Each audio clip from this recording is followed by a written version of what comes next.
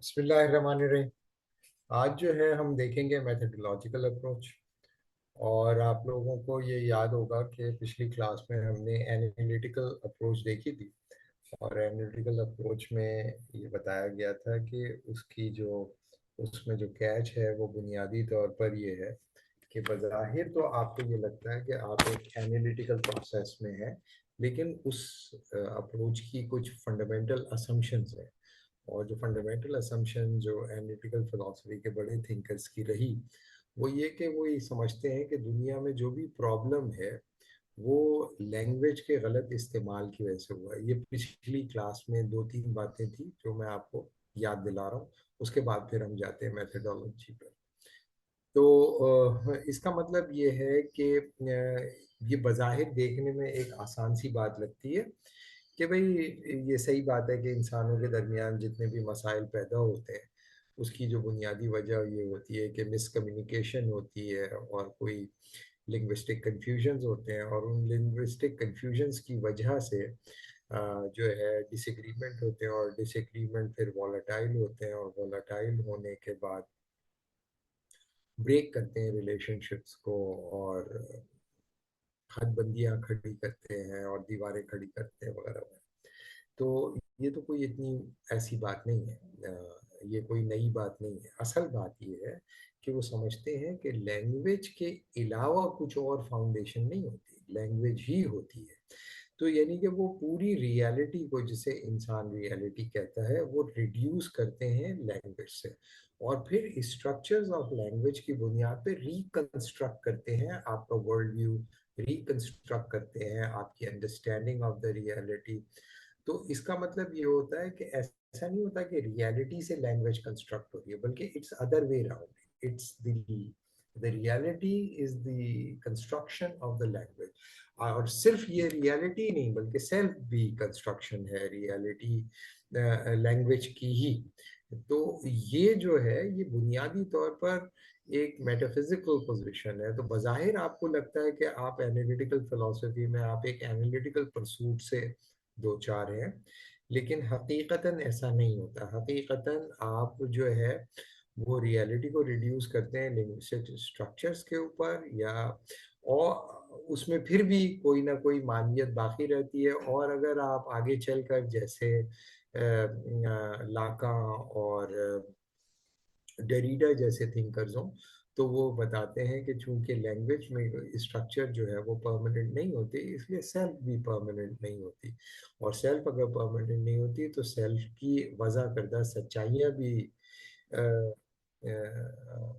Absolute नहीं होती, और सेल्फ के जो अहदाफ होते हैं वो भी एब्सोल्यूट नहीं होते। तो इसका इसका जो बुनियादी तितिम्मा निकलता है, इसका बुनियादी जो नतीजा निकलता है कि लोग दीन से फारिग हो जाते हैं, बिल्कुल फारिग हो जाते हैं। ये फिलोसॉफिकल कोरोलरी है एनालिटिकल अप्रोच की।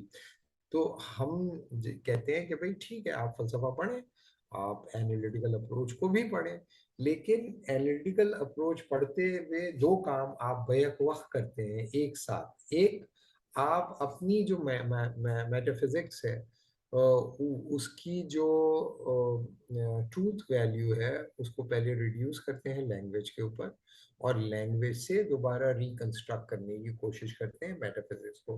तो जो लैंग्वेज के इस यूँ समझ लें कि फिल्ट्रेशन से जो जो रियलिटी कंस्ट्रक्ट होती है, जितनी भी जिस हद तक भी वो रियलिटी कंस्ट्रक्ट होती है, उस के मातहत ही आप अपनी सच्चाइयाँ और इखलाकियात और अपनी वैल्यूज़ वगैरह को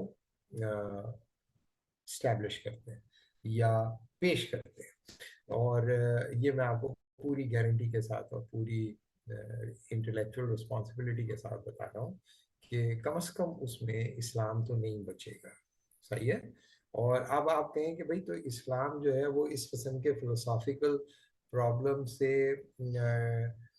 क्यों नबर्द आजमा नहीं हो रहा। तो दुनिया में भाई कुछ चीज़ें जो होती हैं, यानी कि एक मेटाफिजिक्स की कोरोलरी होती है। अगर फर्ज किया कि आप उस मेटाफिजिक्स पर बिलीव इन है, और मेटाफिजिक्स के थ्रू आप लैंग्वेज को भी अप्रोच करते हैं और प्रॉब्लम्स को भी अप्रोच करते हैं। तो कैच यही होता है कि आपके पास अपनी मेटाफिजिक्स की जो फाउंडेशन है वो क्या है, और इसी की बुनियाद पे हमारे माशरे के जो ज़हीन तरीन लोग होते हैं वो डिफेंड नहीं कर पाते। तो कुछ लोगों का ये कहना है कि कुछ प्रॉब्लम्स जो होते हैं वो प्रॉब्लम्स एक्चुअली प्रॉब्लम्स होते ही नहीं है, वो हकीकत होते हैं। मिसाल के तौर पे आप एक रास्ते में जाते हो, वहां पर एक पहाड़ है आपके रास्ते में, और आपको पहाड़ रोज ऊपर चढ़ के उतरना होता है। तो आपके पहाड़ को मसला समझना मुमकिन है कि मसला ना हो, क्योंकि आप अपना रास्ता बदल लो, पहाड़ ये कह रहा है आपसे, या फिर आप पहाड़ को तोड़ दो। तो आपकी मर्जी है, आप अपना रास्ता बदल लो या पहाड़ को तोड़ दो। तो अगर आप कहें नहीं ये पहाड़ एक मसला है, पहाड़ एक मसला, पहाड़ मसला नहीं है। मसला ये है कि आप जिस रास्ते से गुजर रहे हो उसकी राह में वो पहाड़ आए। तो पहाड़ प्रॉब्लम नहीं है, पहाड़ एक एग्जिस्टेंस है, एक एक रियलिटी है। आप चाहो तो उसको हल करो, अगर आप हल नहीं कर सकते तो आप अपना रास्ता बदलो। तो दुनिया में लोग करते ये हैं कि वो पहाड़ को तोड़ने की कोशिश करते हैं या पहाड़ के इर्द गिर्द से अपना रास्ता बनाने की कोशिश करते हैं। तो there are certain problems which can not be solve because they are actually not problem, they are actually the reality, that they are actually the facts which you should accept. If you don't accept, you can break it, आपकी मर्जी है। तो मैं ये नहीं कह रहा, ये नहीं कि लेक्चर सुनने के बाद कोई आदमी कहे कि भाई देखें तो रिलीजन की लिमिटेशन है। रिलीजन की लिमिटेशन ये नहीं है। रिलीजन आपसे ये कह रहा है कि भाई आपको, अगर ठीक है आप इस हकीकत और इस सच्चाई को मानने के लिए तैयार नहीं हो तो ठीक है, नहीं मानो आप, कोई मसला थोड़ी है। लेकिन वो तो बुनियादी तौर पर एक रियलिटी है। अब आपकी मर्जी है कि आप उस रियलिटी के साथ चलना चाहते हो, तो आपको लगेगा कि प्रॉब्लम्स हैं आपकी जिंदगी में, और बहुत सारे एनालिसिस जो आप करोगे उसके अंदर वो इंटेलेक्चुअल बैरियर्स या वो मेटाफिजिकल बैरियर्स या सिमेंटिक या सिंटैक्टिक बैरियर्स आपके सामने आएंगे, आपको उसको हल करना है। लेकिन कुछ चीजों को आप हल नहीं कर सकोगे। अगर आप कुछ चीजों को आप हल नहीं कर सक रहे तो इसका मतलब ये है कि वो हो सकता है वो प्रॉब्लम हो ही ना, वो फैक्ट हो। तो मैं ये नहीं कह रहा आपसे कि आप लोग सब मजहब के अंधे मुकल्लिद बन जाओ, मगर मैं आपको ये भी बता रहा हूँ कि हर प्रॉब्लम सॉल्व नहीं होता। तो मतलब कुछ प्रॉब्लम्स जो होते हैं उनको आप सॉल्व करने की कोशिश करते हैं, जिस तरह हेल्थ केयर जो है बीमारी को सॉल्व करने की कोशिश करता है। उसके लिए वो जो है क्या बोलते हैं सॉल्यूशंस भी देता है, उसके नतीजे में वो क्योर भी देता है। लेकिन उसके बावजूद सब कुछ करने के बाद इवेंचुअली इंसान अगर मर जाए तो वो उसे मैटर ऑफ फैक्ट कहते हैं। वो ये थोड़ी कहते हैं कि ये जो है कोई प्रॉब्लम, कहते हैं ये मैटर ऑफ द फैक्ट। हो सकता है कि आगे चलकर 1,000 साल बाद लोग ऐसे जीन कंस्ट्रक्ट कर लें जैसे कि वो कहते हैं कि उसके बाद इंसान मरेगा ही नहीं, तो मौत खत्म हो जाएगी, तो मजहब खत्म हो जाएगा। तो बहुत सारे लोग जो जेनेटिक इंजीनियरिंग वगैरह के ऊपर काम कर रहे हैं, बायो स्फेयर के ऊपर काम कर रहे हैं, वो एक ऐसी टर्मिनोलॉजी कॉइन कर रहे हैं जो जो कि जो रिलीजियस कॉनोटेशन में डेथ के मीनिंग थे, the abandonment of the metabolical system, तो उसको वो रीडिफाइन कर रहे हैं और उसके ऊपर रिसर्च पेपर लिख रहे हैं। तो इसका मतलब ये है कि उन लोगों के नज़दीक ये जो है एक ऐसा पहाड़ है जो आपके रास्ते में हाइल है, इसको हम ब्रेक कर देंगे और अपने रास्ते पे चलते रहे। रास्ते पे चलते रहने का क्या मतलब है कि बुनियादी तौर पर इंसान मौत और जीस्त के दायरे से बाहर निकल जाए। तो वो इस तरह कर रहे हैं, उसी के लिए वो अपनी टर्मिनोलॉजी भी कॉइन कर रहे हैं, लैंग्वेज भी कॉइन कर रहे हैं, एनालिसिस भी कर रहे हैं, और उसके साथ साथ साइमल्टेनियसली उसकी जो कॉन्फ्रेंट सिमेंटिक या लिंग्विस्टिक स्ट्रक्चर्स हैं जो कि रिलीजन वगैरह के हैं, उसको वो अहमकाना और बेमायने और मजाक खेज बना के आपके सामने पेश करते हैं। आपके ऊपर है, आपकी मर्जी है, आपकी मर्जी है। लेकिन हम आपको ये बता रहे हैं कि ये एनालिटिकल अप्रोच की असम्पशन है, जो कि एनालिटिकल अप्रोच को सेंसिबल बनाती है आपके लिए। ठीक है, तो आपकी मर्जी है, आप जो किताब पढ़ें पूरी जानकर पढ़ें, जैसे मैं बार बार आपको कहता हूँ, जियो, जानकर जियो, आपकी मर्जी है। कल को आप ये नहीं कहना कि देखो यार हम लोगों को तो ये एनालिटिकल अप्रोच इतनी कामयाब अप्रोच थी, और जिस तरह हर कोई इमाम गजाली के पीछे लट लेके पड़ा हुआ है, जो दो लफ्ज फलसफे के जानता है, या अल्लामा इकबाल की किताब का जो एक चैप्टर एआई की मदद से पढ़ लेता है, वो ये कहता है कि इमाम गजाली ने दरअसल फलसफे का जो ट्रेडिशन है वो तबाह कर दिया, कि उन्होंने कहा कि भाई तो फलसफा मसला हल नहीं कर सकता, तो सूफीज़म की तरफ चले गए, या रैशनैलिटी मसला हल नहीं कर सकती, कॉजेशन से अल्टीमेट एक्सप्लेनेशन पॉसिबल नहीं है, लिहाजा वो ले ले गए सूफीज़म के चक्कर में, और लोग लग गए अल्लाहू अल्लाहू कहने के चक्कर में, और उसके नज़दीक मुसलमान जो थे उनके हाथ से सब कुछ निकल गया। ये बिल्कुल गलत और झूठी अंडरस्टैंडिंग है, सही अंडरस्टैंडिंग नहीं है ये। तो अल्लाह, तो आपके ख्याल में मुस्लिम वर्ल्ड के अंदर कितने लोगों ने इमाम गजाली को पढ़ लिया होगा भाई? क्या हर मुसलमान, हर बादशाह, हर वजीर, हर वॉरियर, हर स्ट्रेटेजिस्ट इमाम गजाली को पढ़ रहा होता था? आपके मुल्क में कितने लोगों ने इमाम गजाली को पढ़ लिया भाई? तो ये एक गलत बात है, इस तरह से अंडरस्टैंड करना चीज़ों को और सारा मलबा डाल देना किसी एक थिंकर के ऊपर, ये सही बात नहीं है। जिस अल्लामा इकबाल की किताब के जिस चैप्टर के अंदर ये बात है, कि मैं गारंटी करता हूँ कि पूरे पाकिस्तान के अंदर 1% लोग भी नहीं है, पूरे पाकिस्तान में 1% लोग भी नहीं है जिन्होंने उसे पढ़ा, और वो जो पढ़ा हो उनकी समझ में भी आया हो। वो सिर्फ फलसफे के लोग, जो कि चंद लोग होते हैं, उनकी समझ में आता है, और अल्लामा इकबाल ने उसको जाके देखा है। तो अब ये कि उसके ऊपर लोग भक्तियां कसते रहे, तो कल को आप बोलेंगे देखें वहाब सूरी ने एनालिटिकल अप्रोच के बारे में कितनी गंदी गंदी बात की, लाउजुबिल्ला, हम लोग एनालिटिकल करते एनालिसिस कर करके हम लोग दुनिया में तरक्की कर देते, और फिर मेरी ये प्रेजेंटेशन किसी को दिखा दें। तो भाई मैं आपको ये नहीं बता रहा कि एनालिटिकल अप्रोच आप इख्तियार, मैं कह रहा हूँ फलसफे में कुछ किताबें एनालिटिकली लिखी जाती हैं, और एनालिटिकल अप्रोच एक पूरा डोमेन है फलसफे का। तो या तो आप एनालिटिकली लिख रहे हैं चीज, तो उसके नतीजे में आप टर्मिनोलॉजी और उनकी मीनिंगफुलनेस के उन स्टैंडर्ड्स को मीट करने की कोशिश करते हैं जो उसके एनालिटिकल फिलॉसफी ने सेट की है। और जो फलसफा या जो मजहब या जो इल्म इससे कंपेटेबल नहीं होता, उसे वो मीनिंगलेस कह देते हैं। ठीक है ना? तो बस ये बात आपको बताना था। ठीक है, तो ये जो आखिरी बात मैंने बताई है, पिछली दफा भी बताई थी लेकिन ये बात रह गई थी, मैं अपनी पोजीशन भी क्लैरिफाई कर रहा हूँ, रिकॉर्ड भी हो रहा है ये, ताकि कल को आप ये ना कहें कि भाई हमें तो एनालिटिकल फिलोसफी से ये बरगश्ता करने की कोशिश की गई। ऐसा कुछ नहीं है, आपको ये बता दिया, और जो बताया बिल्कुल ठीक बताया, आप जाके पढ़ लें। सही है? तो जो भी भाई मौजूद है, वैसे तो आप लोग सुम्मुम बुकमुन उम्युन फहुम ला यर्जिऊन की हसीन तस्वीर बने बैठे रहते हैं, पता ही नहीं चलता मैं अकेला बेवकूफ बातें कर रहा हूँ, कोई सुन भी रहा है या नहीं सुन रहा। जब आपसे क्वेश्चन करो आप जवाब नहीं देते। दो तीन भाई हैं जिन्होंने फर्ज किफाया के तौर पे, हमजा है और अरशद है, ये बेचारे बोल लेते हैं, बाकी कौन लोग हैं वो क्या करते हैं, क्यों आते हैं, ये पता नहीं चलता। हमजा, अरशद और एक एक बच्चा और है, वो बात कर लेते हैं कुछ।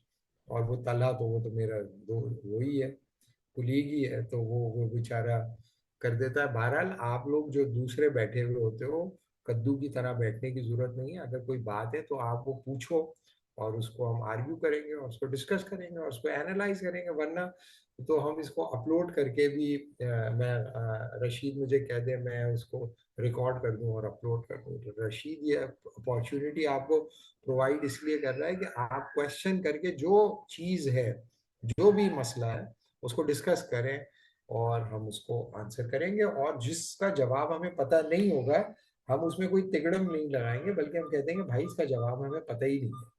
तो बहुत सारे जवाब जो होते हैं वो आगे आने वाले लोग देते हैं, और वो हमसे बेहतर होते हैं और हमसे ज़्यादा समझदार होते हैं, तो हमसे ज़्यादा अल्लाह से डरने वाले होते हैं, तो अल्लाह की मदद उनको ज़्यादा होती है। तो आप लोग जो है, ये बात मैंने जो अभी बताई है, वो आप लोग को अगर कोई बात पूछनी हो तो आप पूछ लें, वरना फिर मैं मैथडोलॉजिकल अप्रोच पे चला जाऊंगा।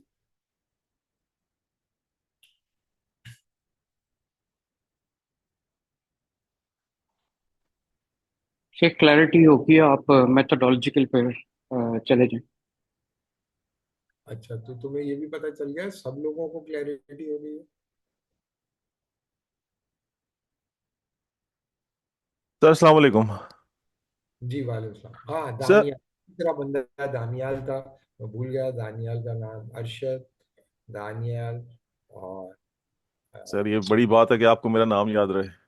Hamas sir, Hamas. हमजा नहीं था, अब हमास मैं सर। हमजा कह रहा हूँ, हमाश, हाँ हमाश, ये हमास है ना? जी सर। जो लोग फलस्तीन में जिद्दोजहद कर रहे हैं वो है ना हमास, वो वाला हमास है? जी जी, नाम के स्पेलिंग तो वही है। नहीं तो हमास का मतलब क्या होता सर हमास का मतलब होता है वलवला, जंग। है? रेजिस्टेंस, हाँ। ठीक है, जी कुछ ऐसी। ठीक है। हम, चलो दानियाल आप बोलो। सर वो जो आप लिमिटेशन बता रहे हैं एनालिटिकल अप्रोच की, तो वो तो मुझे मतलब मेरे दिल को काफ़ी लगती है कि there are lot of things जिसको आप शायद रैशनली या फिलोसॉफिकली एक्सप्लेन नहीं कर सकते। लेकिन जो लोग इस चीज़ पे एतराज़ करते हैं तो उनको आप एटलीस्ट ये तो बता सकते हैं कि भाई आपकी जो पोजीशन है उसमें भी बहुत सारी assumptions आपकी हैं और आप भी एक जी, पैराडिग्मेटिक वे में काम कर रहे हो, तो कोई हम कोई गलत बात नहीं कर रहे हैं। जी। नहीं, आप ये बोले, देखो मसला क्या होता है, मसला ये होता है कि एक इंसान जो है वो, फर्ज करो कि हम लोग जितने 5, 10, 15 बंदे बैठे हुए हैं यहाँ पे, और इनमें ज्यादातर बच्चे जो हैं वो फलसफा पढ़े हुए हैं या दीन पढ़े हुए लोग हैं, ठीक है? तो ये लोग जो हैं और पढ़े लिखे होने की वजह से ये लोग से, मैं ऐसा समझता हूँ, बीइंग बीइंग अ पाकिस्तानी या बीइंग अ मुस्लिम, कि इस, मैं गारंटी के साथ कि इनमें से जितने भी लोग हैं, वो कभी ये नहीं कहेंगे कि यार किसी से, कोई से वो नाराज हैं या किसी से उन्हें दुख पहुंचा है या किसी से उनको नफरत है या गुस्सा है, तो वो किसी के पास जाएंगे और कहेंगे कि भाई इसके ऊपर काला जादू कर दो और ये लो पैसे। मुझे यकीन है इंशाल्लाह, अल्लाह ने चाहा तो आप में से कोई इंसान ये हरकत नहीं करेगा। सही है? तो इस हरकत ना करने की दो वजूहत हो सकती हैं। एक वजह ये हो सकती है कि आप ये समझते हो, फर्ज करो कि आप ये समझो कि यार ये काला जादू होता ही नहीं है, ये सब झूठ है, और काला जादू हो ही नहीं सकता, ठीक है? और जो जो काला जादू वगैरह, वूडो वगैरह की बात करते हैं, वो इंसानों को धोखा देते हैं और पैसे बताते हैं, पैसे बनाते हैं। और ये जो है काला जादू, कोई, हाँ, सच्चा मेथड नहीं है अपनी दुश्मनी निकालने का। दुश्मनी निकालने का ये मेथड झूठा है, ठीक है? इस वजह से हो सकता है कि जो बच्चे बैठे हुए हैं, जो लोग बैठे हुए हैं, जो दोस्त बैठे हुए हैं, वो ये फैसला करें कि भाई मैं ये, जिस आदमी ने तुम्हें धोखा दिया है या तुम्हें हक से महरूम किया है, वो एक ताकतवर, एक पॉलिटिकली ताकतवर इंसान है, और तुम उससे लड़ भी नहीं सकते। तो तुमने कहा चुपके से मैं काला जादू करा दूं। किसी ने कहा भाई काला जादू करा दे, बस बात खत्म हो जाएगी, पता भी नहीं चलेगा, ना पुलिस पकड़ेगी आपको। तो आप कहेंगे नहीं भाई ये तो होता ही नहीं है, मैं कर तो लूं, मैं कर तो लूं लेकिन ये सच नहीं है, ठीक है? हम्म। एक ये रवैया हो सकता है। दूसरा रवैया ये हो सकता है कि आप कहें कि देखो भाई ये जादू करवाना, करना, जादू की बातें करना अल्लाह को नापसंद है। अल्लाह इसे पसंद नहीं करता जो ये हरकतें करते हैं, और अल्लाह का रसूल भी इसे पसंद नहीं करता। तो मैं जो है, हो सकता है होता हो काला जादू, मुझे मालूम नहीं, लेकिन ये काम मैं कभी नहीं करूंगा। मैं किसी ऐसे हरामखोर के पास नहीं जाऊंगा जिसने अल्लाह और उसके रसूल की हिदायत को, की नफी करके दुनिया में कोई धंधा खोला हुआ है। मैं क्योंकि मरने के बाद हो सकता है कि इसी वजह से पकड़ा जाऊं कि तूने क्यों किया ये हरकत, जब मना किया है, जब अल्लाह ने मना किया है, अल्लाह के रसूल ने मना किया है कि ये जादू टोने वगैरह नहीं करो, पासे मत फेंको, ये नहीं करो, तो तुमने ये किया। तो ये बिल्कुल अलग पोजीशन है, ये दो अलग पोजीशन है, समझे? तो हम्म बहुत सारे लोग बहुत सारे काम इसलिए नहीं करते कि वो ट्रू नहीं होते। बहुत सारे लोग कहते हैं मैं इसकी ट्रूथ वैल्यू के ऊपर जा ही नहीं रहा भाई, क्योंकि ये है ही गलत, मैं करूंगा ही नहीं ये काम। तो ये चीज जो आपको किसी काम को गलत और सही करने पे तैयार करती है, वो बुनियादी तौर पर हमेशा सिर्फ मेथोडोलॉजी नहीं होती। कभी कभार आपका हकीकत के बारे में तसव्वुर, इसे मैं तसव्वुर कह रहा हूँ, वो तसव्वुर जो है वो आपके लिए उस चीज की जो घिनौनापन है वो वाजे कर देता है, या कभी उस चीज का जो घिनौनापन होता है ना उसको न्यूट्रलाइज कर देता है। अगर एक आदमी ये ईमान रखता है कि गाय का जो गोबर है, गाय एक वो चीज है, क्या कहते हैं, सीक्रेट चीज है, और गाय का जो गोबर है और गाय का जो यूरिन है वो ब्लेसिंग है, तो ये मुमकिन है कि गाय के गोबर से उसको घिन आना खत्म हो जाए, स्मेल आना खत्म हो जाए, या स्मेल आए तब भी वो उसे सेक्रेट समझे। लेट सपोज, तो आप कहें कि भाई हम एक एनालिसिस करके ये बता सकते हैं कि गाय का पेशाब इंसान के लिए नुकसानदेह है, और गाय का जो गोबर है वो इंसान के लिए नुकसानदेह है, ज्यादा फायदेमंद कम है। तो वो कहे कि हाँ सही है, मुझे एनालिसिस से ये पता चल गया, लेकिन मैं करता रहूंगा ये काम, करता रहूंगा काम, क्यों? क्योंकि मैं तो इससे सही समझता हूँ, सही है। तो इसका मतलब ये हुआ कि डिसाइसिव लेवल के ऊपर जाकर आपकी जो मेटाफिजिकल पोजीशन होती है, जो ए एनालिटिकल है वो, क्योंकि वो तो है ही मीनिंगलेस, मीनिंगलेस है ना वो, तो जब वो है ही मीनिंगलेस तो उसका एनालिसिस कैसे होगा? उसका तो एनालिसिस नहीं होगा। तो मैं ये बता रहा हूँ कि मजहब के ऊपर तो बहुत आसानी से कह दिया जाता है कि ये भाई मीनिंगलेस है, एनालिटिकल अप्रोच में, मजहब को नहीं, मैं जैसे पिछली क्लास में आपको बताया था मिस्टिसिज्म कहते हैं वो लोग। तो ठीक है, आप कबूल कर लें इस बात को, लेकिन ये कि आपको अपने दीन के बारे में अगर पता है और दीन की माबात और तबीयत पता है, तो ठीक है, आप कहें भाई मैं तो इस तरह चलता हूँ।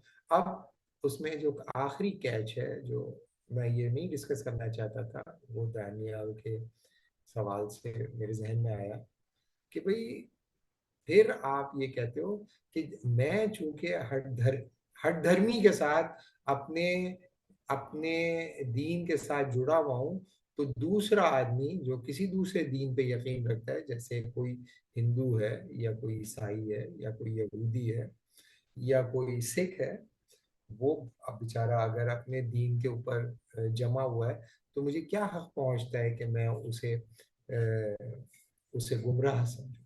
मैं, क्योंकि मैं खुद भी गुमराह हूँ और वो भी गुमराह है, और गुमराही की वजह क्या है कि मैं अपनी पोजीशन को सब्सटेंटिवली जस्टिफाई नहीं कर सका, जिस तरह जो पाकिस्तान में कुछ लोग हैं जो चीज को रैशनली डिटेक्ट करने की कोशिश करते हैं, रिलीजियस लोग हैं, और वो करते हैं कि भाई रैशनली आप उसकी लॉजिक फराहम करें। तो उनकी जो पहला नंबर कि उन्होंने जो लॉजिक फराम किए, मैं आपको गारंटी करता हूँ कि उनको पकड़कर उनकी जो आर्ग्यूमेंट है उनकी धज्जियां उड़ाई जा सकती है, मैं उड़ा सकता हूँ, लेकिन लेकिन अपनों से लड़ने का क्या फायदा है? लोग काफिर हो रहे हैं, हम एक दूसरे से इस बात पे लड़ सकें कि आपने दीन की जो दलील फराहम की है उसमें बड़े मसले हैं। शुरू में हमने ये काम करने की कोशिश की, उम्र हमारी कम थी और एग्रेसिव थे हम, तो हमने ये किया, लेकिन ये काउंटर प्रोडक्टिव है। वो कर रहे हैं, करने दें उनको, दे दें कमजोर दलील दे दें कुछ चंपुओं के लिए, लेकिन उसूल ये नहीं होना चाहिए। दलील देने के लिए कि मैं दलील से ही चीज कबूल करता हूँ। जैसे आपको सबको सब ज़ाहिर है मेरे से ज्यादा नेक लोग बैठे हुए हैं यहाँ पे, तो आपको पता है कि जो आज वो जो था अपना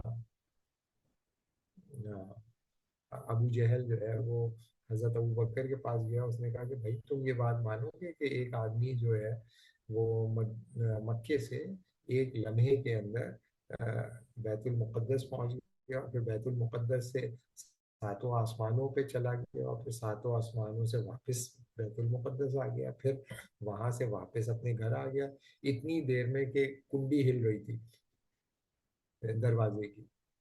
तो हजरत अबू बकर ने कहा नहीं भाई मैं तो नहीं मानूंगा ये बात, मैं क्यों मानूंगा ये बात। बोले नहीं मानोगे, बोले जी मैं तो नहीं मानूंगा। तो बोलने का फिर कायम रहोगे अपनी, बोले जी बिल्कुल कायम रहूंगा अपनी बात पे। तो उन्होंने कहा कि तुम्हारा दोस्त जो है, जो अपने आप को प्रॉफिट कहता है, उन्होंने कहा है ये बात।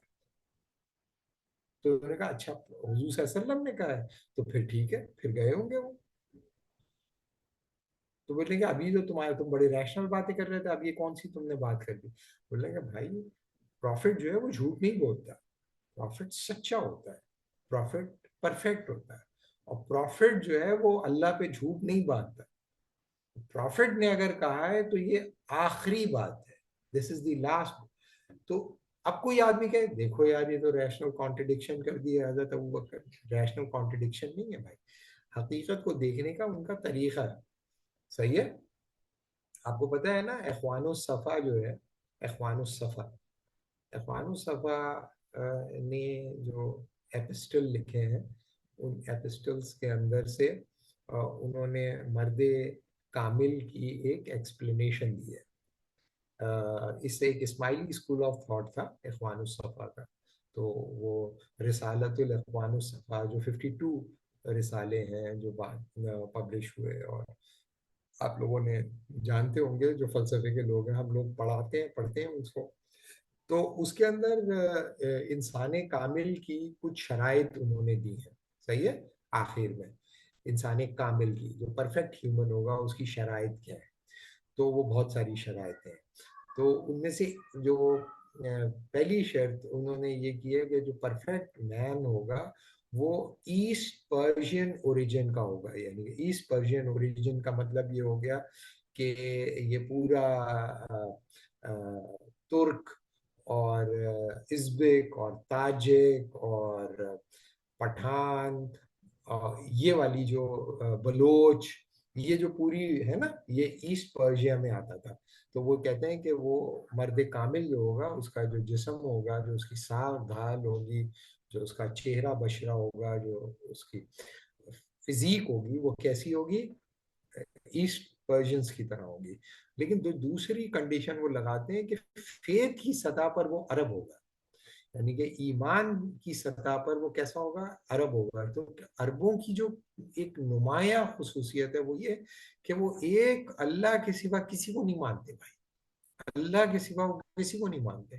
तो परफेक्ट फॉर्म ऑफ फेथ इख्वानुस सफा के नजदीक कौन है, जो अरबिक हो गए। क्यों? क्योंकि जाहिर है कि वो हुजूर सल्लल्लाहु अलैहि वसल्लम भी अरब में पैदा हुए, अरब थे, और दीन ईमान जो आया वो अरबों के जरिए ही पूरी दुनिया में फैला।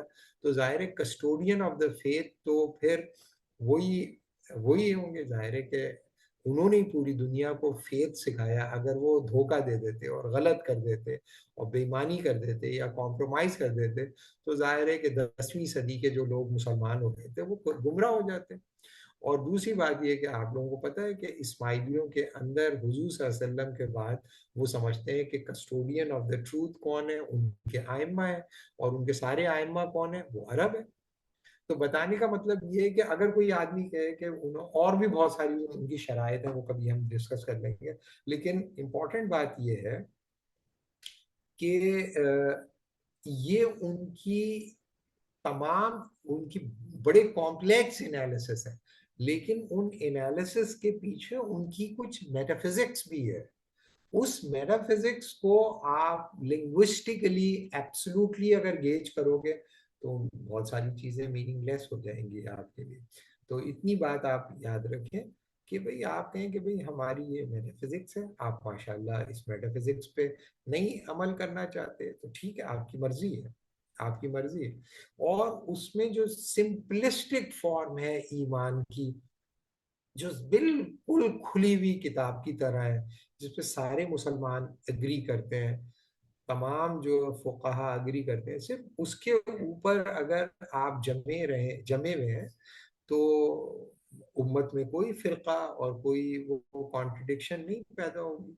और बाकी जो एतराजात हैं उनमें आप एनालिटिकल अप्रोच इख्तियार करें, करें एनालिटिकल अप्रोच, लेकिन एनालिटिकल अप्रोच को महज एक मेटाफिजिकल कंडीशन ना समझे। It is not a condition. ठीक है, तो ये हमने बता दिया। बहरहाल आपकी मर्जी है, इसको आप देख लें, ये लोगों के सामने, और जाके पढ़ भी लें। अब आ जाए तीसरे अलग बात हम कर रहे हैं, मैथडोलॉजिकल अप्रोच। देखिए, मैथडोलॉजिकल अप्रोच जो है बहुत क्लोज्ड है एनालिटिकल अप्रोच के। ठीक है, it's very close to analytical approach, लेकिन दोनों में फर्क। आप लोग सब सोचते होंगे, है ना, आप लोग सब सोचने वाले बीइंग हैं और सोचते रहते होंगे चीजों के बारे में।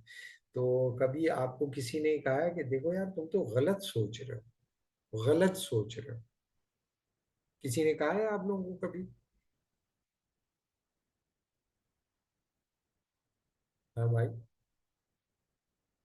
आप लोगों को किसी ने कभी ये कहा है कि जो तुम सोच रहे हो वो गलत सोच रहे हो? यस सर, कई दफा कहा है। सर ये बिल्कुल मल्टीपल टाइम्स। अच्छा, तो वो जो जिसने आपको ये कहा कि आप गलत सोच रहे हो, वो उसके लिए कोई तौजीह देगा ना आपको? तो उन्होंने गलत सोचने की तौजीह दी आपको? सर मैंने ये नोट किया कि मेरे साथ जब कोई पॉलिटिकल डिस्कशन होती है तो उसमें ये काफ़ी होता है कि लोग people like you wrong in this.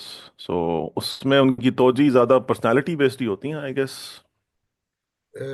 अच्छा, पर्सनैलिटी बेस्ड हो गई, ठीक है, तुम लोग लिख लो, नोट कर लो कहीं पे, पर्सनैलिटी बेस्ड हो गई। हम्म।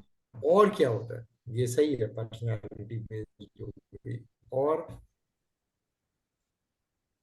और इससे ज्यादा इंपॉर्टेंट होता है, इससे ज्यादा इंपॉर्टेंट। सर अच्छा, एक दो दफ़ा रिलीजन में भी इस तरह हुआ है कि अगर आप थोड़ा सा ऑर्थोडॉक्स पोजीशन लोगों को बताएं तो पीपल आई लाइक ये कंपैटिबल नहीं है आजकल के ज़माने के साथ, इसलिए यू आर रॉन्ग, ये भी कहा जाता है।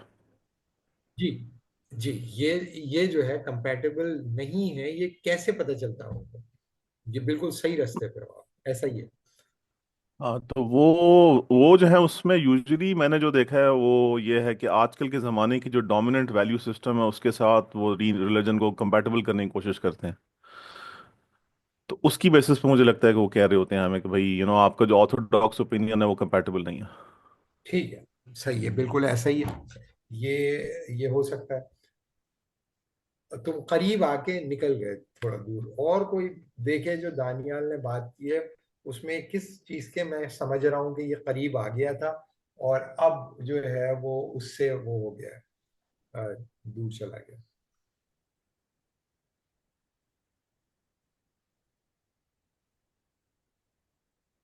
जो आम आदमी है, बिल्कुल आम आदमी की तरह सोचो कि हमें कोई बताएगा कि भाई आप गलत सोच रहे हो, तो अभी ये जो स्क्रीन पे मैथडोलॉजिकल लिखा हुआ है उसको मत देखो, बल्कि अपने अपनी वीडियो जो तुम्हारी तुमने खोली हुई है या नहीं खोली हुई, वो उसको देखो, या फिर मैं वैसे देखने के लायक तो नहीं हूँ, मुझे ही देख लो।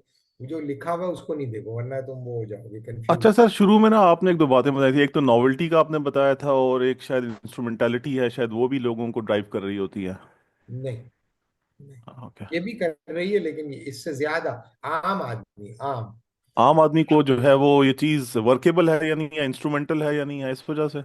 हाँ, उसके वो बताते हैं उसके कॉन्सिक्वेंसेस की बुनियाद कौन पे। सी? ठीक। कॉन्सिक्वेंस। तो आम आदमी जो होते हैं ना, वो मेरी तरह के, तुम्हारी तरह के जो आम इंसान है, इंटेलेक्चुअल्स की बात नहीं कर रहा, जो बहुत सारे बड़े बड़े इंटेलेक्चुअल पॉडकास्ट वगैरह कर रहे हैं, जो, तो पॉडकास्ट भी इसी में ले लेते हैं, अभी हम उसको भी ले लेते हैं। अगर मैं भूल जाऊं बकवासबाजी में तो फिर मुझे याद दिलाया, सर वो आपने इस पे भी बकवास करनी थी थोड़ी सी, तो मुझे याद दिला देना। वो जो है आम आदमी जो होता है ना भाई, वो होता है कॉन्सिक्वेंशलिस्ट।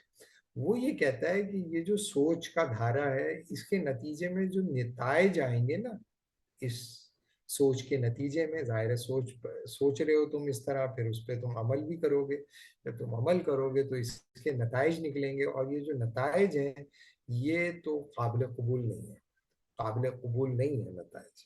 तो इसका मतलब ये हुआ कि काबिल कबूल नताइज नहीं निकलना, या वो नताइज निकल जाना जो आपको फिलहाल अभी दिखाई नहीं दे रहे। तो दो तरह से वो हमारी जो पोजीशन है उसको चैलेंज करते हैं। पहली पोजीशन ये होती है उनकी कि तुम ये जो नतीजा, तुम जो सोच रहे हो ना, इस सोचने का भाई मसला ये होगा कि तुम समझ रहे हो कि इस सोच के नतीजे में जो अमल होगा उसके कॉन्सिक्वेंसेस निकलेंगे, जिन्हें हम लिख देते हैं ए कॉन्सिक्वेंसेस निकलेंगे इसके। सही है। लेकिन भाई जो तुम समझ रहे हो कि इस थॉट और इस वर्क और इस एक्टिविटी के नतीजे में कॉन्सिक्वेंसेस ए जनरेट होंगे, असल में कॉन्सिक्वेंसेस ए जनरेट नहीं होंगे, बल्कि इसके नतीजे में कॉन्सिक्वेंसेस बी जनरेट होंगे। तो वो आपको आपकी जो थॉट के गलत होने का जो जवाब फराहम करते हैं, वो ये करते हैं कि जो एक्सपेक्टेड कॉन्सिक्वेंसेस हैं आपके, एक्सपेक्टेड कॉन्सिक्वेंसेस हैं वो नहीं निकलेंगे, बल्कि अनएक्सपेक्टेड कॉन्सिक्वेंसेस आपके कॉन्टेक्स्ट में आप समझ रहे हो ए निकलेंगे, लेकिन इसके जो कॉन्सिक्वेंसेस निकलेंगे वो बी निकलेंगे, और बी कॉन्सिक्वेंसेस को फिर वो आपको बताएंगे कि ये आपके साथ आपके लिए काबिल कबूल नहीं होंगे, या आपके लिए तकलीफ दे होंगे, या आपको नुकसान पहुंचाएंगे वगैरह वगैरह। तो इसका मतलब ये हुआ कि एक आम आदमी किसी सोच की गलती की निशानदेही करता है आम तौर पर सोच के नतीजे में पैदा होने वाले कॉन्सिक्वेंसेस की रोशनी में, और आपकी बात गलत है इसको दिखाने के लिए वो बताता है कि जिन कॉन्सिक्वेंसेस को या जिन एक्सपेक्टेड कॉन्सिक्वेंसेस को आप रेफर कर रहे हो, वो एक्सपेक्टेड कॉन्सिक्वेंसेस जो हैं वो इस सोच के नतीजे में या इस अमल के नतीजे में पैदा नहीं होंगे। सही है। इसी को हम कहते हैं। तो और ये जब काम वो कर रहे होते हैं तो किसी न किसी लेवल पर, यहाँ जो हमने एनालिटिकल अप्रोच लिखी है, तो वो एनालिसिस करते हैं आपकी थॉट का। सही है। तो अब थॉट के एनालिसिस जो होते हैं, थॉट के एनालिसिस वो दो तरह के हो सकते हैं, कम से कम अभी इस सतह पर हम इन कॉन्ट्रास्ट करने के लिए एनालिटिकल अप्रोच को फ्रॉम द मेथोडोलॉजिकल अप्रोच दो तरह से कर सकते हैं। एक तो ये है कि भाई आपका जो सोच का बहाव है उसको देखा जाए और उसके बारे में फिर बातें कर दी जाए, उसका तज्जिया कर दिया जाए, आपकी टर्म्स जो आप इस्तेमाल कर रहे हो उसका एनालिसिस कर दिया जाए, आपकी टर्म्स के अंदर जो मिसकंसेप्शंस हैं या कोई सिमेंटिक कंफ्यूजन्स हैं उनको आइडेंटिफाई कर दिया जाए, जो सिंटैक्टिकल कंफ्यूजन्स हैं उनको, या असम्पशंस जो हैं उनको अलग कर दिया जाए, या आपकी असम्पशंस हैं वगैरह वगैरह। तो ये एनालिटिकल अप्रोच में ये होता है। ठीक है। और अगर फर्ज किया कि कोई अच्छी लिखी हुई फलसफे की किताब है एनालिटिकल कॉन्टेक्स्ट के अंदर, तो वो ये करती है। सही है। किसी आदमी की कोई तकरीर ले लेती है, किसी आदमी का कोई जुमला ले लेती है, किसी इंसान का कोई स्टेटमेंट ले लेती है, फिर उस स्टेटमेंट के अंदर सब्जेक्ट को अलग करती है, प्रेडिकेट को अलग करती है, प्रेडिकेट से जुड़े हुए जो है कॉन्सिक्वेंसेस हैं उनको आइडेंटिफाई करती है, और इसका जो सबसे गलीज और बदतरीन और गिरा हुआ और घटिया और सना हुआ जो मुजाहिरा होता है, वो टीवी चैनल्स के ऊपर जो आपको तज्जिया निगार बैठे हुए नजर आते हैं, या कुछ जो होते हैं वो बड़े ही बेगैरत हैं, बहुत दिनों से आए जा रहे हैं, और उनको शर्म नहीं आ रही कि वो इतनी, यानी कि उन्होंने बकवासबाजी की, उसका कोई वो कॉन्सिक्वेंस नहीं निकला जो उन्होंने बकवासबाजी की थी। इसके बावजूद वो ढीठों की तरह आए जा रहे हैं, आए जा रहे हैं, आए जा रहे हैं, और उनको कोई शर्म नहीं है। उनके आंखों का पानी मर चुका है और हरामखोरी की उनको आदत हो चुकी है। तो वो लोगों के नीचे लिख दिया जाता है सीनियर तज्जिया निगार, सीनियर तज्जिया निगार। और बुनियादी तौर पर वो एनालिसिस नहीं होता, बल्कि वो बुनियादी तौर पर एक किस्म का मातम होता है कि भाई मातम करना, अल्फाजों का मातम करना, जुमलों का मातम करना, रवैयों का मातम करना। जाहिर है ये जज्बाती होता है, बुनियादी तौर पर वो एनालिसिस होता ही नहीं है। मेथोडोलॉजिकली वो एनालिसिस नहीं होता, वो अभी मैं आपको बता दूंगा कि उसे क्या बोलते हैं। और ज्यादातर ओपिनियन मेकर जो अपने आप को तज्जिया निगार कहते हैं, अगर वो हत्ते चढ़ जाए रसल के या मूर के या गिलबर्ट ट्रायल के या एजे आयर के या ऑस्टन के, पर्टिकुलरली जो टीवी पे बैठ के तज्जिया कर रहे हैं बगैर एकेडमिक यानी कि कॉम्पिटेंस के उस एरिया में, सिर्फ इसलिए कि उन्होंने बहुत अरसे से बकवासबाजी की है, इसकी बुनियाद पर उन्हें हद हक हासिल हो गया कि वो बकवास करते रहे, उनको डेफिनेटली ये जो लोग जिनके मैंने नाम लिए जूतियों से मारेंगे। तो पहली बात तो ये वो एनालिसिस नहीं होता, बल्कि वो बुनियादी तौर पर इंसानों के जज्बात भड़का रहे होते हैं, या इंसानों के जो सोच का बहाव है उसको अपने पंटर, अपने अपने क्या कहते हैं, इनके जो बाप होते हैं जिनसे ये पैसे लेते हैं उनकी तरफ ढकेल रहे होते हैं, उनके पंटर होते हैं ये, उनकी तरफ जज्बाती तौर पर और कॉन्सिक्वेंसेस से डरा रहे होते हैं। तो वो मेथोडोलॉजिकल नहीं है। तो पहली बात तो ये कि एक एक एनालिसिस का तरीका ये हो गया कि आप स्टेटमेंट्स पे फोकस कर रहे हैं। तो तुमने देखा होगा उन्होंने ऐसा कहा, उन्होंने ऐसा कहा, इस पे ब्रेकिंग न्यूज हो गई। भाई किसी के कहने से ब्रेकिंग न्यूज क्या हुई? इसका मतलब ये हुआ कि किसी ताकतवर आदमी ने कुछ बक दिया है मुंह से, उस पर वो अमल कर रहा है या नहीं कर रहा है, इसके नतीजे में जॉइंट स्टॉक मार्केट पूरी की पूरी क्रैश कर जाती है, जो है जो अलाइंसेस बन रहे होते हैं वो टूट जाते हैं, जो मुआहदे हुए होते हैं वो टूट जाते हैं। तो इसे हम कॉन्सिक्वेंसेस के तौर पर लेते हैं, और फिर वो जो टट्टू होते हैं उसका तज्जिया करके बताते हैं कि बड़ी जबर, ये भी एक खबर है, बकवास, किसी खबीस के मुंह से निकला हुआ जुमला भी एक खबर होती है। ठीक है, मेथोडोलॉजिकल अप्रोच जो फिलॉसफी की है वो स्टेटमेंट्स पे तवज्जो नहीं देती। मेथोडोलॉजिकल अप्रोच ये समझती है कि जब आप सच की तरफ जाते हैं या सच को अप्रोच करते हैं, तो उस सच से ज्यादा इंपॉर्टेंट चीज वो तरीक़ेकार होता है जिस पे चल के आप कोई सच्चाई का दावा करते हैं। सही है? तो सच जब आप बयान करते हैं किसी सेट ऑफ स्टेटमेंट में करेंगे, या एक सिंगल स्टेटमेंट में करेंगे, या किसी बयान में करेंगे, सही है ना? तो वो जो सेट ऑफ स्टेटमेंट ही होगा ना वो बयान।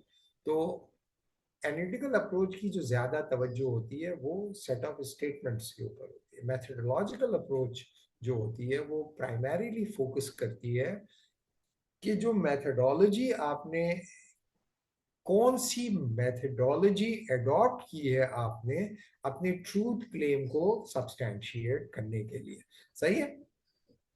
तो वेस्टर्न फिलॉसफी में, पोस्ट एनलाइटनमेंट फिलॉसफी में, ऐसा नहीं है कि मेथोडोलॉजी फिलॉसफी के अंदर पोस्ट एनलाइटनमेंट फलसफे में आई, ये सही बात नहीं है। वो हमेशा से मेथोडोलॉजी फिलॉसफी के साथ एसोसिएटेड रही है। अभी मैं आपको एनलिस्ट करके देता हूँ उनके बारे में। लेकिन जो बुनियादी चीज़ है जो आपको अभी समझनी चाहिए वो ये कि मेथोडोलॉजिकल अप्रोच जो है वो ट्रूथ क्लेम जो कि in the form of statement है, उससे ज्यादा तवज्जो जो है वो किसके ऊपर देती है? मेथोडोलॉजी के ऊपर देती है, मेथड पे देती है। जैसे गेडामर की जो किताब है, बड़ी बड़ी मशहूर किताब है, एक हर्मेन्यूटेशन है, बड़ा हर्मेन्यूटेशन है, उसी किताब का नाम है truth and method, truth and method. सही है? इसी तरह फिलॉसफी ऑफ साइंस में बहुत सारी किताबें हैं जो स्पेसिफिकली मेथड पे है। सही है? जो मेथड को बताती हैं कि मेथड अगर आपका ठीक है तो उसके नतीजे में जो बरामद होने वाला सच होगा या डिराइव होने वाला सच होगा, वो सच जो है वो ट्रस्ट वर्दी होगा। इसलिए नहीं कि वो सेट ऑफ स्टेटमेंट है, एक मीनिंगफुल सेट ऑफ स्टेटमेंट है, बल्कि बुनियादी तौर पर वो मेथडोलॉजिकली करेक्ट है। So what makes an statement true और what makes an statement meaningful, that is more important. Method is more important than statement or the set of statement uh, or the acclaimed truth made by the philosopher or by the individual or whatever. So truth and method are organically linked with each other. If your method is incorrect, the truth you are going to be uh, asserted or claimed, that truth will be will not be reliable because there is an error in the methodology. लिहाजा methodological approach जो है वो priority of method पे यकीन रखती है।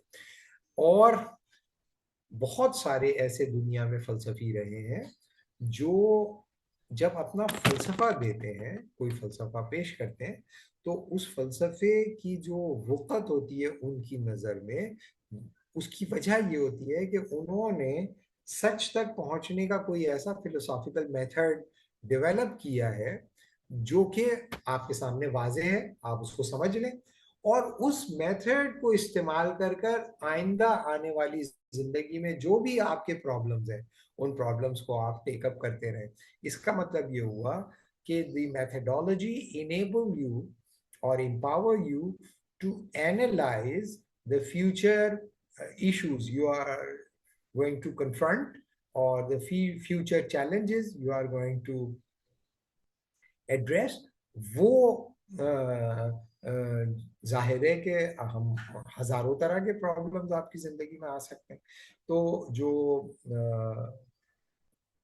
Methodological approach है ये भी एक इंटरनल जो flow of history of ideas है, इसके अंदर उसको अगर आप देखें उस flow of history of ideas को, तो अगर आपने फलसफे को एकेडमिकली पढ़ा है, स्ट्रक्चरली पढ़ा है या किसी इदारे के जरिए पढ़ा है, तो आपके अंदर ये सलाहियत पैदा हो जाती है कि आप मुमय्यज कर सको फलसफे की तारीख में मुख्तलिफ मेथडोलॉजिकल अप्रोचेस को to derive truth or to approach truth or to justify truth or to defend a truth.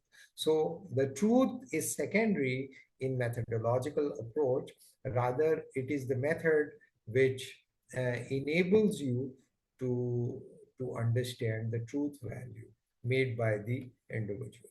तो ये मेथडोलॉजिकल अप्रोच एनालिटिकल अप्रोच से ज्यादा सिस्टमेटाइज्ड है, सही है, और ये सिर्फ स्ट्रक्चर ऑफ लैंग्वेज पर इन्हिसार नहीं करती, बल्कि इसमें बहुत कुछ ऐसा भी है जो कि जिसको रिड्यूस किया जा सकता है एनालिटिकल अप्रोच पे। मैं ये नहीं कहता कि नहीं किया जा सकता, कि एनालिटिकल फिलॉसफी फेल हो जाती है मेथडोलॉजिकल अप्रोच के सामने, लेकिन मैं आपको ये बताने की कोशिश कर रहा हूँ कि मेथडोलॉजी जो है उसको वो ये समझते हैं कि ज्यादा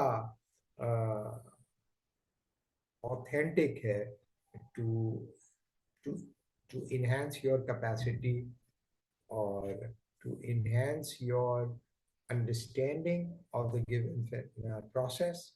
और इसको अभी मैं एक एग्जांपल से आपको एक्सप्लेन करूंगा। अभी मैं पानी पीने जा रहा हूँ, तो पानी पी के जब तक मैं आऊँगा, जितने भी बंदे अभी तक बच गए हैं, पहले 18 थे वो शहीद हो गए होंगे कुछ रास्ते में, देखते हैं अभी कितने रह गए। 2 शहीद हो गए बेचारे। तो वो जो है ये जो 16 बंदे हैं, सबके सबके मुझे ये दावा कि दुनिया में कितनी तरह के इंसान होते हैं, तो कितने लोग इस बात से एग्री करते हैं कि दुनिया में दो ही तरह के इंसान होते हैं, एक वाइज और एक स्टूपिड। वाइज या स्टूपिड। तो कितने लोग इस बात से एग्री करते हैं, पहले बताएं कितने लोग इससे एग्री करते हैं। वन बाय वन बताना शुरू करें। हम हमास जो है वो कह रहा है कि सही है, दुनिया में दो ही तरह के लोग होते हैं, स्टूपिड और एक वाइज। फहद, तो बोलो। फहद ने रेस कर दिया। ये है कि जी जी। जी क्या कह रहे हैं?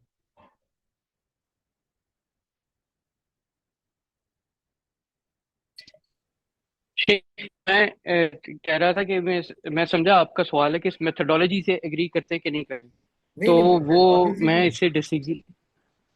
दुनिया हाँ में जी, दो हाँ जी। तरह के लोग नहीं होते, पागल और समझदार और बेवकूफ।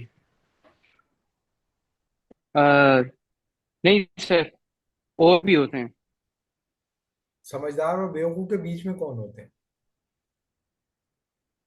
तो जो बेवकूफी या समझदारी की तरफ रास्ते में होते हैं। नहीं, कुछ लोग जो होते हैं बेवकूफ ज्यादा होते हैं और समझदार कम होते हैं, और कुछ लोग समझदार ज्यादा होते हैं, बेवकूफ कम होते हैं। बेवकूफी तो होती है ना एक हाँ तरह की, जी, मैडनेस हम सब में होती है जी जी। इंसान में। फिर इस बात फिर ये बात दुरुस्त हो।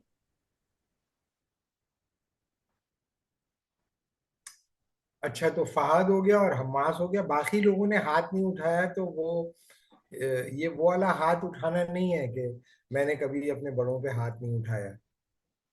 कोई बेवकूफ ये समझे कि मैं बड़ा हूं और हाथ नहीं उठा रहा। हाथ उठा दिया तब्बा ने भी, तैयब ने भी। ठीक है, तीन हो गए, चार। सर वो हजरत अली ने एक दफा आई थिंक कॉल है उनका कि या तो आलिम होते हैं या तालिब इल्म या फिर भेड़ बकरियां होते हैं। या फिर भेड़ भेड़ भेड़ बकरियां, हाँ, उसकी तरह अच्छा। होते हैं। अच्छा, तो तुम समझते हो कि तीन तरह, दो तरह के नहीं होते ना, ठीक है, जो नहीं एग्री कर रहा। देखो, कभी कभार ये होता है ना कि बहुत सारे लोग बड़े बेवकूफ होते हैं, लेकिन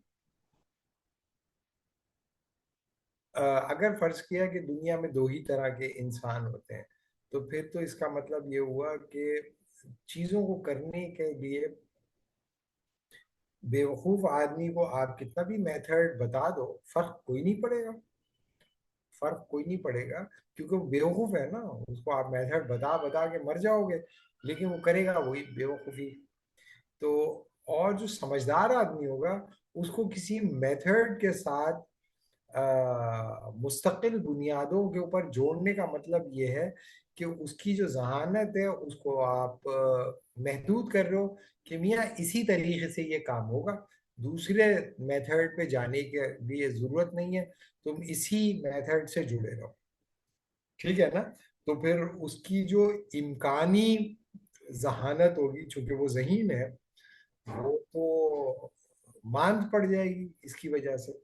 और दूसरा मसला इसमें ये है कि मेथड के जरिए जो लोग चीज़ों को करने की कोशिश करते हैं, तो मेथड के जरिए चीज़ों को रोकने की भी कोशिश की जाती है। मिसाल के तौर पे जुर्म को रोकने के लिए कोई तरीक़ा कार वज़ा किया जाता है, करप्शन को ख़त्म करने के लिए कोई तरीक़ा कार वज़ा किया जाता है, अमन व अमान को कायम करने के लिए कोई तरीक़ाकार इख्तियार किया जाता है। यही होता है ना, मेथडोलॉजी डेवलप की जाती है। अब अगर फर्ज किया दुनिया में दो ही तरह के लोग होते हैं, अक्लमंद और बेवकूफ़, तो अक्लमंद आदमी के लिए जरूरी कोई बहुत ज्यादा मेथड बनाने की जरूरत नहीं, हो तो हो ही होते ही टट्टू हैं, तो हर जगह पर उनको इंगेज किया जा सकता है और पकड़ा जा सकता है और फंसाया जा सकता है। और अगर दूसरी तरह इंसान जो होते हैं बहुत समझदार होते हैं, तो उनके लिए आप कोई भी मेथड बना दो, वो उसको ब्रेक करके निकल जाएंगे। तो इसका मतलब तो ये हुआ कि दुनिया में जो कामयाब और नाकाम लोग हैं, उनकी जो वजूहात है उसमें मेथड कोई सब्सटेंटिव रोल प्ले नहीं कर पाएगा। क्यों? क्योंकि जो बेवकूफ होंगे वो मेथड ऑपरेशनल नहीं बना पाएंगे, और जो समझदार होंगे, अगर वो उनको आपने जबरदस्ती मेथड के मातहत करने की कोशिश की तो जो इम्कानी तरक्की होगी वो रुक जाएगी माशरों के अंदर। और दूसरा ये कि अगर वो समझदार आदमी उस मेथड को ब्रेक करके निकलना चाहे तो आप उसको रोक भी नहीं पाओगे। बात समझ में आ रही है? क्या ये बात आप लोगों की समझ में आई? अभी मैंने कोई फलसफियाना बात नहीं की, मैं एक आम आम जिंदगी में आम सी बात कर रहा हूँ। क्या ये बात आपको समझ में आ गई कि अगर दुनिया में दो ही तरह के इंसान हैं तो जो बेवकूफ हैं वो मारे ही जाएंगे, वो जलील ही होंगे और रुसवा ही होंगे, क्योंकि वो उल्लू के पट्टे या उल्लू की पट्टियां हैं। और जो समझदार आदमी है वो चाहे गरीब हो, चाहे अमीर हो, चाहे वो पढ़े लिखे हो, चाहे वो जाहिल हो, वो चूंकि वाइज हैं, उनको कोई भी मेथड जो है वो काबू में नहीं रख सकता। क्यों? क्योंकि वो ज़हीन होते हैं और वो मेथडोलॉजिकल एरर और लूप होल्स को तलाश करके उसमें से निकल जाते हैं, और वो ऊपर ही जाते हैं और डोमिनेट ही करते हैं। सर, तो अगर हम ये इसको एक्सेप्ट कर लें एज अ सोशल ओंटोलॉजी के there are only two types of people, एक वाइज हैं और एक अनवाइज हैं, तो फिर सोशल ऑर्गेनाइजेशन पॉसिबल नहीं है, क्योंकि मेथड फिर यूजलेस चीज है। जी। अब एक एक मैंने रवैया बताया तुम्हें, ठीक है? जी। और अब आ जाओ दूसरे सर। कुछ लोग जो कि स्ट्रक्चरलिस्ट होते हैं वो ये कहते हैं कि भाई दुनिया में दो तरह के लोग नहीं होते, बल्कि दुनिया में कुछ स्ट्रक्चर्स होते हैं। वो स्ट्रक्चर्स क्या करते हैं? मदद फराहम करते हैं उन लोगों को जो कि स्ट्रक्चर के लिए एक्सेप्टेबल होते हैं, और वही स्ट्रक्चर कुछ लोगों को मदद नहीं फराहम करते जो कि स्ट्रक्चर के लिए स्ट्रक्चर के हिसाब से या स्ट्रक्चर बनाने वालों के हिसाब से गैर जरूरी होते हैं। लिहाजा अगर कोई स्ट्रक्चर कुछ लोगों को नवाजने के लिए बनाया गया है, मखसूस लोगों को, तो चाहे वो वाइज हो चाहे वो अनवाइज हो, वो उस माशरे के अंदर ताकतवर हो जाते हैं।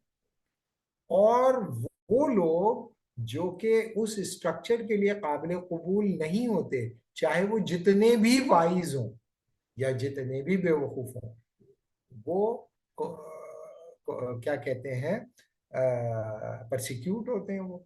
इसका मतलब ये हुआ कि अ, दुनिया में अगर वाइज और अनवाइज या वाइज और स्टूपिड की डाइकोटमी नहीं है, बल्कि कुछ चीजें स्ट्रक्चरल होती है, और जो इंसान उन स्ट्रक्चर्स की रिक्वायरमेंट पे पूरा उतरते हैं वो तरक्की करते चले जाते हैं, चाहे वो उल्लू के पट्टे या उल्लू की पट्टियां ही, क्योंकि वो स्ट्रक्चर के साथ चलने को तैयार है।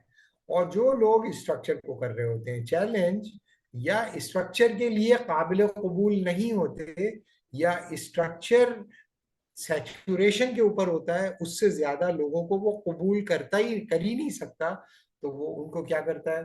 बाहर निकाल देता है।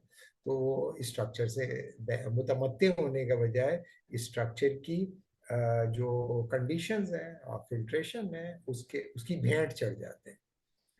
इसका मतलब ये हुआ कि आप के नजदीक जो सच है, वो जो ट्रूथ है, वो जैसे आपने बता दिया कि दुनिया, ये एक दावा है ना, ये एक दावा है कि दुनिया में दो ही तरह के लोग होते हैं, एक बेवकूफ और एक समझदार। इसके पीछे कोई इल्म होगा, कोई तहकीक होगी, कोई तज्जिया होगा, वगैरह वगैरह, जिसकी बुनियाद पे लोग ये क्लेम करते हैं। या ये कि ये कहना कि कुछ लोग जो होते हैं वो चाहे बेवकूफ हों या समझदार हों, उनको कुछ खास किस्म के स्ट्रक्चर्स जो होते हैं सपोर्ट कर रहे होते हैं, और और चाहे वो बेवकूफ़ हों या समझदार हों, वो तरक्की करके आगे निकल जाते हैं। और दूसरे लोग जो होते हैं बेचारे, जो उस स्ट्रक्चर से मुतमत्ते नहीं हो पाते या किसी वजह से स्ट्रक्चरली डिस्क्रिमिनेट होते हैं, वो लोग जो है बेचारे नुकसान उठाते हैं उसी स्ट्रक्चर में, चाहे वो समझदार हो चाहे वो बेवकूफ़। तो ये जो दोनों पोजीशन हैं, इनको या दोनों ट्रूथ क्लेम्स को इस्टेब्लिश करने के लिए आपके पास कोई मेथडोलॉजी होनी चाहिए। मेथडोलॉजी, अगर वो मेथडोलॉजी आपकी ठीक है या कन्विंसिंग मेथडोलॉजी आप दें, तो बहुत सारे ऐसे लोग जो कि इस सच को कबूल करके या ईमान लाकर बैठे हैं कि दुनिया में दो ही तरह के इंसान होते हैं, समझदार और बेवकूफ, आपकी सुपीरियर मेथडोलॉजिकल अप्रोच की वजह से कन्विंस हो जाते हैं, तो और अपना सच गिव अप कर देते हैं। तो सच को कबूल और रद्द करने में मेथडोलॉजिकल अप्रोच जो है वो रिमार्केबली जो है पावरफुल रही है फिलॉसफी ऑफ हिस्ट्री के अंदर। और फलसफे के अंदर बहुत सारे फलसफी जो है वो अपने अपने फैंटेस्टिक मेथडोलॉजी की वजह से जिंदा रहे दुनिया में। और फलसफे को पढ़ने के लिए भी, पढ़ने का भी एक तरीका ये है कि आप फलसफा इसलिए नहीं पढ़ते कि आप उस फलसफी से एग्री करना चाहते हैं, या आप ज्ञान और ध्यान सीखना चाहते हैं, या आप जो है वो सच्चाई से मुताल्लिक, सच्चाई से मोहब्बत करते हैं, या लव ऑफ विजडम है आपको, इसलिए आप फलसफा पढ़ रहे हो। बल्कि कुछ लोग बड़े प्रैक्टिकल बुनियादों पे फलसफा पढ़ते हैं, और उनको फलसफा पढ़ने का मतलब सिर्फ ये होता है कि उन फलसफियों के उन सच्चाइयों से ज्यादा वो भरोसा करते हैं उस तरीक़े कार पर जिस पे चलकर उन्होंने वो सच्चाइयों के दावे किए। लिहाजा वो उस फलसफी की पूरे थॉट से एग्री नहीं करते, उसके ट्रूथ से एग्री नहीं करते, उसका मेथड ले लेते हैं, मेथड अलग कर लेते हैं, और वो मेथड को फिर वो अपने मकासद के लिए इस्तेमाल करते हैं। ये बिल्कुल ऐसे ही है जैसे स्क्रू ड्राइवर हो, आपने कभी स्क्रू ड्राइवर देखा ही नहीं, और आपको किसी ने बताया कि ये देखो स्क्रू ड्राइवर इसे कहते हैं, तो आपने कहा अच्छा ये स्क्रू ड्राइवर है, क्या चीज है ये? आप जिस दुनिया में रहते हो उसमें स्क्रू होते ही नहीं। लेट सपोज कि आप जो है चीजों को डोरी से बांध कर जोड़ते हो, स्क्रू का आपके पास तस्वुर है ही नहीं, स्क्रू आपकी दुनिया में है ही नहीं। और जिस जगह से वो स्क्रू ड्राइवर आया है वो खाली स्क्रू ड्राइवर आ गया है, स्क्रू के बगैर। तो आप देखोगे, बोले ये बड़ी काम की चीज है, इससे इस तरह से नट टाइट होते हैं, तो आपको ना नट का पता है ना आपको स्क्रू का पता है, लेकिन आपके पास स्क्रू ड्राइवर आ गया है। तो आप कहें नहीं तो मैं इसका क्या करूं, मैं तो स्क्रू लगाने ही नहीं आते, स्क्रू है भी नहीं। तो उसका एक तरीका ये होगा कि जो स्क्रू ड्राइवर आपके पास है ना, वो आपको मजबूर करेगा कि स्क्रू हासिल करने की कोशिश करो, मेथड, और ताकि ये मेथड एग्जीक्यूट हो सके। ठीक है? या फिर आपसे कहेगा कि तुम स्क्रू खुद बना लो ना, ताकि मैं उसे टाइट करूं। सही है? तो दुनिया में बहुत सारे लोग जो होते हैं वो दूसरे इंसानों के लिए क्या होते हैं? कीलों की तरह होते हैं, नेल्स की तरह होते हैं, नेल्स। सही है? और हर बंदे के हाथ में क्या होती है? एक हथौड़ी होती है भाई। सही है? तो वो दूसरे इंसानों को क्या समझ रहे होते हैं? कील की तरह, जहां चाहो ठोक दो, और ठोक के दो चीजों को जोड़ के अपना काम निकालो। सही है? तो अगर फर्ज किया स्क्रू का मेथड आपको पता चल गया कि भाई स्क्रू का जो मेथड है वो है स्क्रू को टाइट करना, तो आप हो सकता है स्क्रू ड्राइवर हाथ में पकड़ के बैठे रहो सारी जिंदगी कि स्क्रू ही नहीं है तो मैं इसका क्या करूं। लेकिन कभी कभार स्क्रू अगर आपके पास हो तो आप उसको एक और मेथड के तौर पर भी इस्तेमाल कर सकते हो, जिसके लिए वो स्क्रू ड्राइवर बना नहीं है। आप दरख्त की छाल उखाड़ने के लिए उसको इस्तेमाल कर सकते हो। आप जो है वो अ, उसको सीख कबाब बनाने के लिए इस्तेमाल कर सकते हो। आप किसी के सर में ठोकने के लिए उसको इस्तेमाल कर सकते हो। आप अपनी जान लेने के लिए उसे इस्तेमाल कर सकते हो। तो वो तो स्क्रू ड्राइवर तो आपको ये नहीं कहेगा कि मेरे मुझे क्या क्या मुझे किस लिए इस्तेमाल कर रहे हो। तो जो मेथड होता है ना फिलॉसफी का, वो भी बुनियादी तौर पर एक स्क्रू ड्राइवर की तरह होता है, एक हैमर की तरह होता है, जिससे आप चीजों को फिक्स भी कर सकते हो, चीजों को खराब भी कर सकते हो, चीजों को न्यूट्रलाइज कर सकते हो, चीजों को सब्सटैंशिएट कर सकते हो। और मेथड आपको ये नहीं बताएगा कि आप जो है मेरे से वो काम ले रहे हो जिसके लिए भाई मैं बना ही नहीं हूँ। बस आपको जब किसी चीज का मेथड आ जाता है तो फिर तो आप इस्तेमाल करना शुरू करते हो ना। जैसे आप में से किसी को रोटी पकानी आती है क्या? रोटी, आप में से? जी शेख, मुझे आती है। रोटी सही है। पराठा एक दफा बनाया था। भाई मैं अरब नहीं हूँ, मैं तो ये पाकिस्तानी हूँ, शेख नहीं हूँ मैं। शेख नहीं हूँ, शेख तो बड़े अमीर लोग होते हैं। सही है। तो वो जो है रोटी, जैसे हमास को रोटी पकानी आती है, तो अब ये थोड़ी मैटर करता है कि ये रोटी गेहूं की पकाएगा। भाई गेहूं की भी पका सकता है, बेसन की भी पका सकता है, जौ की भी बना सकता है, बाजरे की भी बना सकता है, क्योंकि इसको रोटी पकानी आ गई है। अब ये थोड़ी होगा कि रोटी पकाने का मेथड जिस अनाज से इसने सीखा, अब उस अनाज के अलावा नहीं बनाएगा। हजारों तरह की रोटी बना रहे हैं, क्योंकि रोटी बनाने का तरीका आ गया है इसको। तो बिल्कुल इसी तरीके से जो फिलॉसफी के जो मेथड्स होते हैं, जब आप उनको सीख लेते हैं, तो बिल्कुल मुमकिन है कि जिसके लिए वो फलसफा बना या जिस सच्चाई के दावे में वो मेथड इस्तेमाल हुआ, उसके अलरग बिल्कुल 180 डिग्री ऑपोजिट वही मेथड इख्तियार किया जाए और इस्तेमाल किया जाए, और दुनिया में लोग बेतहाशा ये काम करते हैं। तो फलसफा पढ़ने का एक तरीका ये होता है कि the people who are going to indulge in philosophical understanding or philosophical investigation or philosophical reading or philosophical knowledge, they are not committed with the truth made by the or the claimed by the philosopher. They are not interested at all with the values or the ideologies or क्या बोलते हैं commitments or notions of justice presumed by the given philosopher. They just wanted to know the method so that they can use that method for their objectives. So they actually instrumentalize the method prescribed by a different philosopher, but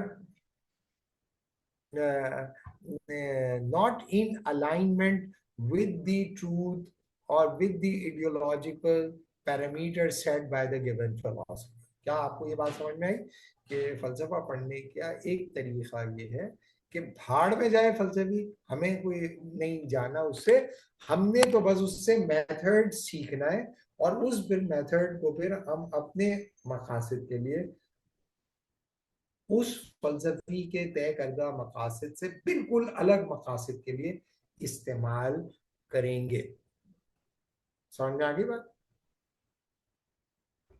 और उनका जो मकसद होता है वो फलसफा पढ़ने का ये होता ही नहीं कि वो सच तक पहुंचे, बल्कि उनका मकसद सिर्फ वो तरीक़ेकार को सीखना और समझना होता है जिसको बिल्कुल उसकी तारीखियत से, उसकी रूह से, उसके टिलॉस से अलग करके एक अपनी मर्जी के टेलॉस, अपनी मर्जी की मकासद के लिए इस्तेमाल करना, ये मैथडोलॉजिकल ली फलसफे को पढ़ने का तरीका है। They are more concerned with the priority of the method over the truth claimed by the given philosopher. And different philosophers have different methodologies to approach truth. सही है. Secondly, they try to excavate the corresponding incoherences in their methodological framework. ये एक second step है कि आप फलसफा इसलिए पढ़ रहे हैं कि उन मैथडोलॉजीज को अंडरस्टैंड करें, और उन मैथडोलॉजीज को अंडरस्टैंड करने के बाद उन मैथडोलॉजिकल इनकोहेरेंसेस को आइडेंटिफाई करें, उन कमजोरियों की निशानदेही करें जो उस मेथड के साथ है. ऐसे लोग जो होते हैं, ये दूसरी तरह की जो लोग होते हैं, वो कमिटेड होते हैं ट्रूथ के साथ, और उस ट्रूथ के अंदर जो फ्लॉज आ रहे होते हैं because of the methodological errors committed by the previous philosopher, उनको वो ठीक करके उसी ट्रूथ को आगे बढ़ाते हैं और उसको उसके में अपना रोल डालते हैं. ये ज्यादा फिलोसॉफिकल है. पहला वाला जो है बहुत ज्यादा वल्गर है, लेकिन बहरहाल ये तरीक़ाकार है.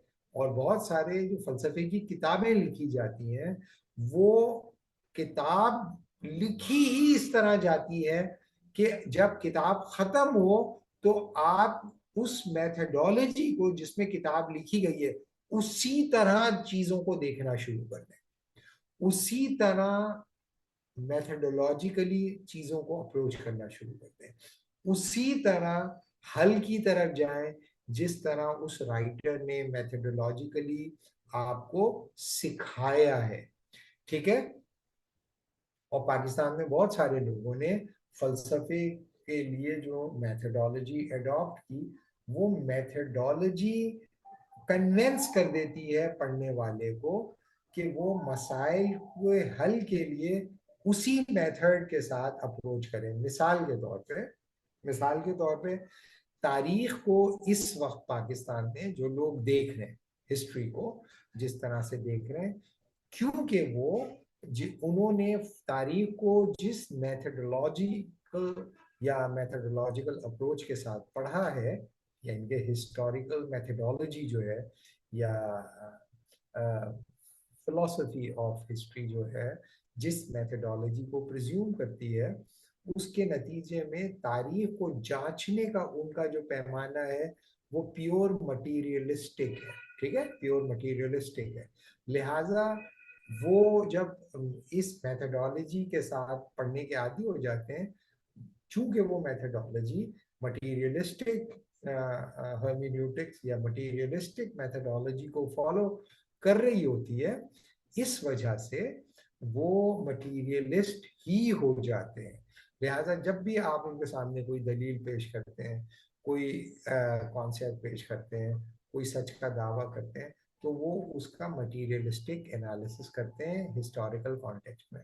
और हिस्टोरिकल एविडेंसेस जो वो प्रोवाइड करते हैं वो प्योर मटीरियलिस्टिक ग्राउंड में पेश करते हैं. इसी तरह वो कामयाबी और नाकामी को भी जिस तरह से पेश करते हैं वो मेथडोलॉजिकली ही पेश करते हैं. और चूंकि वो मेथडोलॉजी जिसने दी होती है वो मटीरियलिस्टिक फ्रेमवर्क के साथ, मटीरियलिस्टिक पैरामीटर्स के साथ अपने मेथड को डेवलप करता है, लिहाजा वो लोग भी ना चाहते हुए भी एक लाशऊरी तौर पर उस मेथडोलॉजी को नेचुरलाइज कर देते हैं और ये समझते हैं कि दुनिया को देखने का यही तरीका है, इसके अलावा जितने भी मेथड हैं वो सुपरफिशियल हैं या वो एक्चुअली मेथड है ही नहीं. क्यों? क्योंकि वो मटीरियलिस्टिक पैरामीटर्स को वायलेट कर रहे होते हैं. जी इफ्तिखार, 5 मिनट है हमारे पास. जी आप बोलो. जी सर, अस्सलाम वालेकुम. वालेकुम. सर इसका मतलब सिंपल ये हुआ कि यूजुअली जैसे आपने इनिशियली बताया था कि method is prior than the truth, और अपेरेंटली लगता है ऐसे है कि मेथड शायद वो कोई एब्स्ट्रैक्शन के अंदर ड्रॉ कर रहे हैं, पर इन रियलिटी हो ये रहा है कि कोई उसके पीछे ऑन्टोलॉजिकल बेसिस हैं जिसके ऊपर वो बेस कर रहे हैं मेथड को. और समझ में यही आ रहा है कि पहले उनका ट्रुथ ऑब्वियसली मेथड से पहले ही होता है ट्रुथ. जी सो जी एक ट्रुथ को सामने रख कर एक मेथड डिवाइस करें एंड देन प्रेजेंट ऐसे करें कि जैसे वो मेथड. एब्स्ट्रैक्ट है. जी या बिल्कुल. अभी जो है आप लोगों के पास 5 मिनट है, मैं एक आपको लिस्ट वो दिखा दूं, उसके बाद इसको हम नेक्स्ट क्लास में कंटिन्यू करेंगे. ठीक है.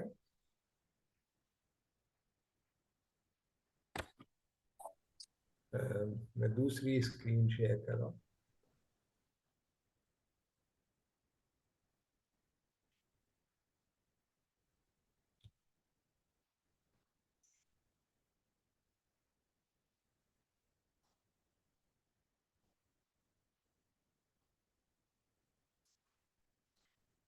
देखिए भाई, ये जो है ना, बहुत सारे मेथड्स हैं, ठीक है। जैसे डायलेक्टिकल मेथड है, डायलेक्टिक्स जिसे हम कहते हैं, आर्ट ऑफ आर्ग्यूमेंटेशन, ये एक मेथड है।